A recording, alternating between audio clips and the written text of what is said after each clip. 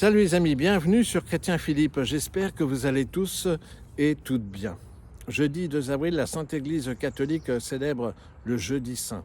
Ce jeudi se caractérise par deux aspects importants, l'institution de l'Eucharistie et l'institution du sacerdoce. L'institution de l'Eucharistie. À l'occasion de son dernier repas avec ses apôtres, le Christ institue l'Eucharistie. Pour saisir le sens profond, il nous faut plonger dans le magnifique texte de Saint Jean sur le pain de vie. Jean chapitre 6, versets 35 à 40. « Je suis le pain vivant descendu du ciel. Quiconque mangera de ce pain vivra à jamais. » Jean chapitre 6, verset 51. « Si vous ne mangez la chair du Fils de l'homme et ne buvez son sang, vous n'aurez pas la vie en vous. » Jean chapitre 6, versets 53 à 54. « Qui mange ma chair et boit mon sang a la vie éternelle. » Jean chapitre 6, versets 51-56. Jésus choisit le pain comme nourriture de base et le vin comme boisson de joie, de l'allégresse. Puis il leur donne une toute autre signification. Le pain comme sa chair, le vin comme son sang. Au final, ce ne sont plus seulement du pain et du vin, mais son corps et son sang. Selon les paroles du Christ, « Prenez et mangez, ceci est mon corps, prenez et buvez, ceci est mon sang. » Matthieu chapitre 26, versets 26 à 28.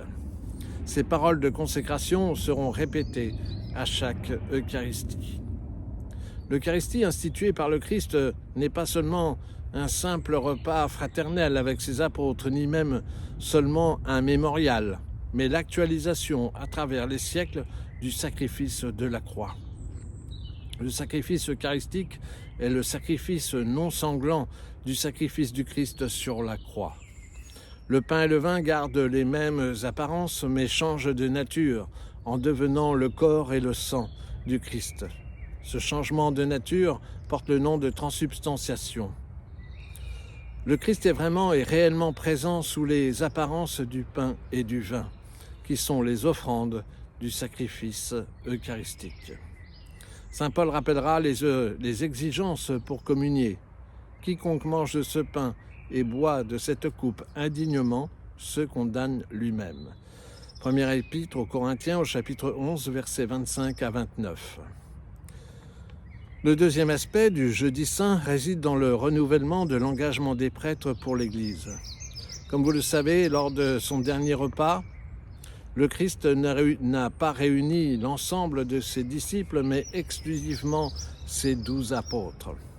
Il confie la mission de perpétrer les paroles de consécration ainsi qu'à leurs successeurs.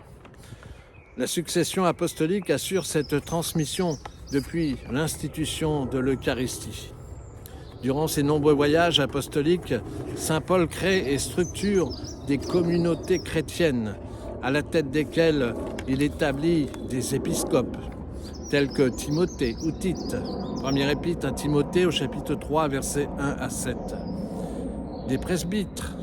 Première épître à Timothée au chapitre 4, verset 14. Ou première épître à Timothée au chapitre 5, versets 17 à 20.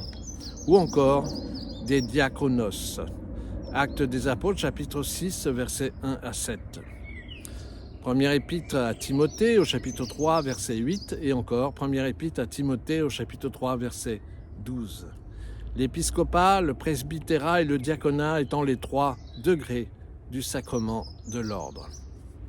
Le sacerdoce ordonné n'étant pas à confondre avec le sacerdoce royal des baptisés. Ils sont complémentaires. Voilà, j'espère que cette petite réflexion sur le Jeudi Saint vous a été profitable. N'hésitez pas à vous abonner, c'est gratuit, à partager cette vidéo, à me faire part de vos commentaires éventuels. Vous pouvez nous rejoindre sur notre page Facebook intitulée Chrétien Philippe. Et en attendant le plaisir de vous retrouver, je vous dis à bientôt et surtout, soyez bénis.